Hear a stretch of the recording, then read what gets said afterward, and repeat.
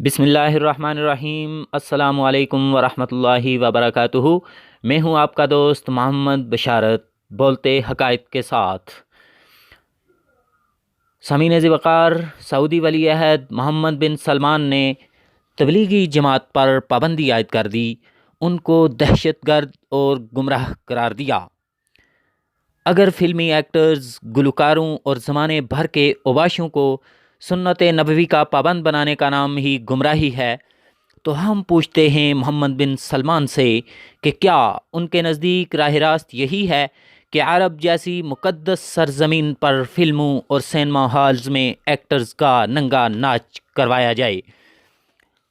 اور رہی بات دہشت گردی کی، تو ایک عالمی اصلاحی جماعت کو دہشت گرد کہنا قرآن و سنت کو پس پشت ڈالنے کے مترادف ہے۔ قرآن اعلان کر چکا ہے، کنتم خیر امۃ اخرجت للناس تأمرون بالمعروف وتنہون عن المنکر۔ اے امت محمدیہ، تم بہترین امت ہو۔ بہترین کیوں ہو؟ کیونکہ تمہیں لوگوں کی بھلائی کے لیے بھیجا گیا ہے۔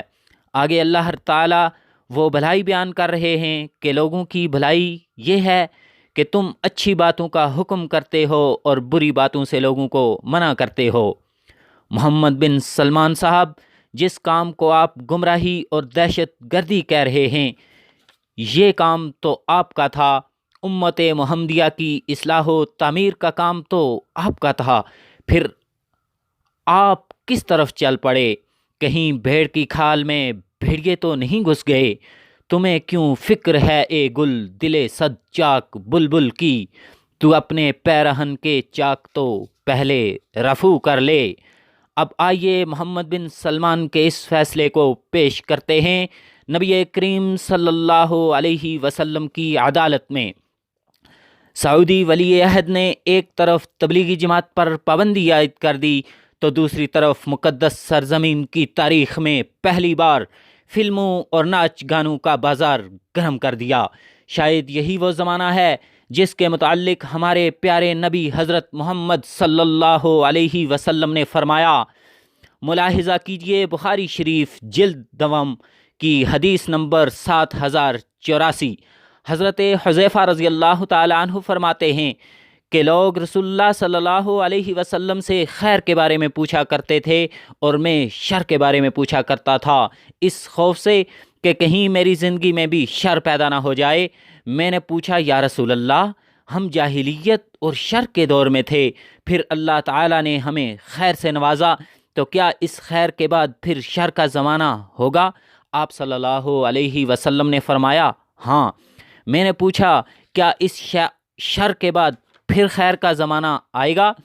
حضرت صلی اللہ علیہ وسلم نے فرمایا، ہاں، لیکن اس خیر میں کمزوری ہوگی۔ میں نے پوچھا، کیا کمزوری ہوگی؟ آپ صلی اللہ علیہ وسلم نے فرمایا کہ کچھ لوگ ہوں گے جو میرے طریقے کے خلاف چلیں گے، ان کی بعض باتیں اچھی ہوں گی لیکن بعض میں تم برائی دیکھو گے۔ میں نے پوچھا، کیا اس خیر کے دور کے بعد پھر شر کا دور آئے گا؟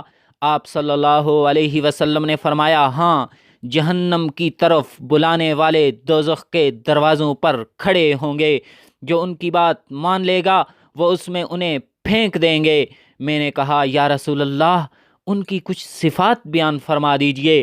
آپ صلی اللہ علیہ وسلم نے فرمایا، وہ ہمارے ہی جیسے ہوں گے، یعنی عرب، اور ہماری ہی زبان عربی بولتے ہوں گے۔ تو سامعین ذی وقار، کیا فلموں اور ناچ گانوں کی طرف امت کو لے کر جانا حضور صلی اللہ علیہ وسلم کے رستے سے ہٹنا نہیں ہے اور جہنم کی طرف لے کر جانا نہیں ہے؟ تو سامعین ذی وقار، میں آخر پر علامہ محمد اقبال مرحوم کے یہ اشعار کہہ کر آپ کو دعوت فکر دیتا ہوں۔ علامہ محمد اقبال کہتے ہیں، پانی پانی کر گئی مجھ کو کلندر کی یہ بات، پانی پانی کر گئی مجھ کو کلندر کی یہ بات، تو جھکا جو غیر کے آگے نہ تن تیرا نہ من، اپنے من میں ڈوب کر پا جا سراغ زندگی، اپنے من میں ڈوب کر پا جا سراغ زندگی، تو اگر میرا نہیں بنتا نہ بن، اپنا تو بن